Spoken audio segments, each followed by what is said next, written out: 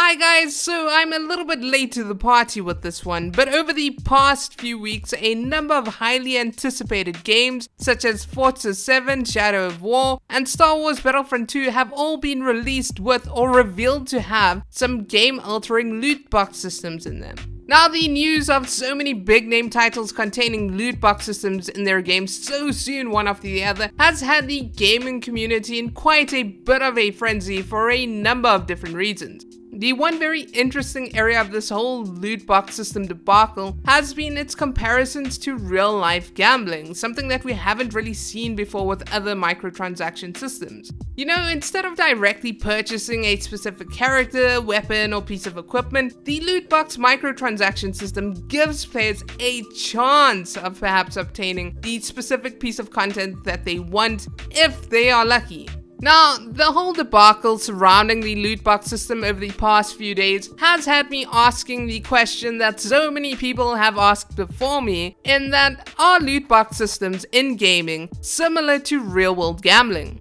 In order to answer this question, I do feel it may be very important to look at why people generally tend to get so angry about microtransactions within video games, and then analyze the loot box system by itself in order to determine whether it is very similar to gambling.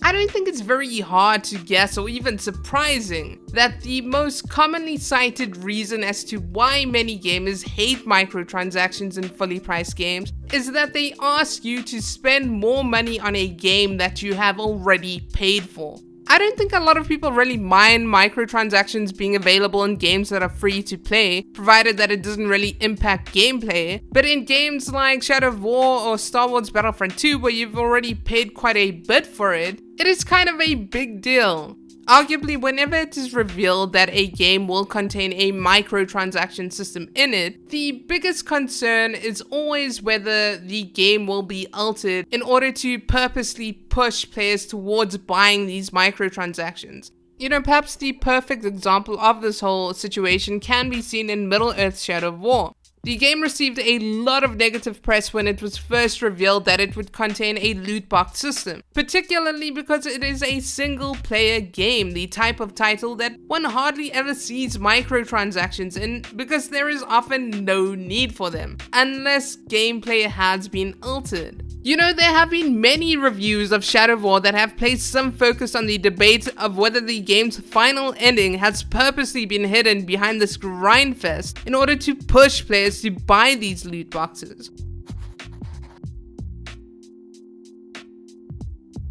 You know, earlier on in this video, I said that the loot box system provides players with a chance of earning good content, instead of just letting them buy it. You know, if one directly buys the best content, it is only a single transaction, and thus only a single opportunity to gain extra revenue is created. With introducing a chance factor with loot boxes, the amount of money a single player may potentially spend on microtransactions is increased.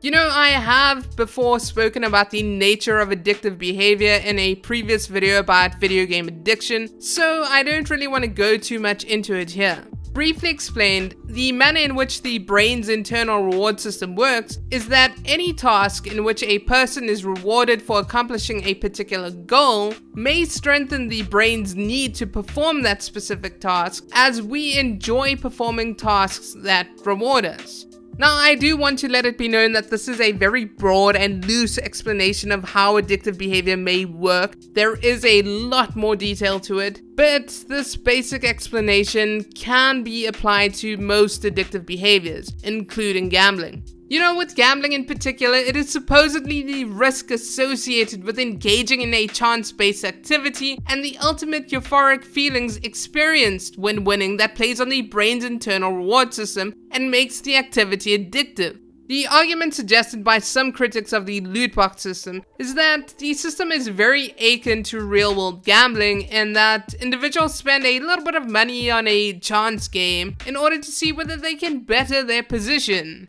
Except with loot boxes, the rewards just suck because they are in no way usable in real life. They also suggest that the loot box system also provides the chance to experience the euphoria associated with actually receiving a good reward, and thus purposely angles itself at exploiting those with addictive personalities.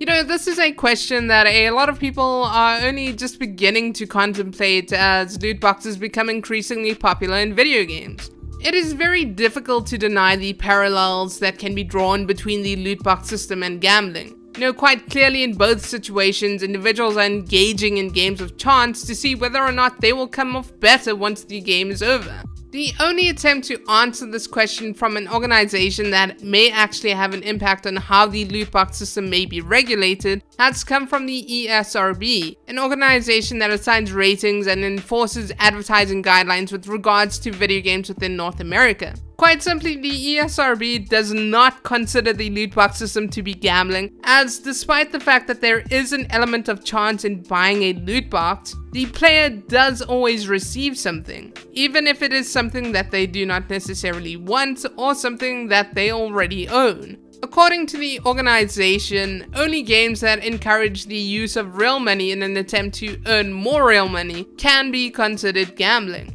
A lot of people have argued against this stance by suggesting that, you know, while the loot box system consistently rewards players and may not provide real-world rewards, you know, making it less tempting to a lot of people, it does, however, familiarize many people, particularly children, with these games of chance that may later lead to some developing a more traditional gambling addiction. Overall, the gaming community does seem to be a little bit divided on whether to consider loot crate systems similar to gambling or not. Personally, I can't really say that I've ever really fallen victim to purchasing microtransactions of any variety, loot box or otherwise. And this is not because of a moral standpoint against them, but rather because I'm very frugal when it comes to those types of things. I do, however, tend to agree with the idea that loot boxes may be preying on those who suffer from addictive tendencies, as just because I don't buy them does not mean that other people do not.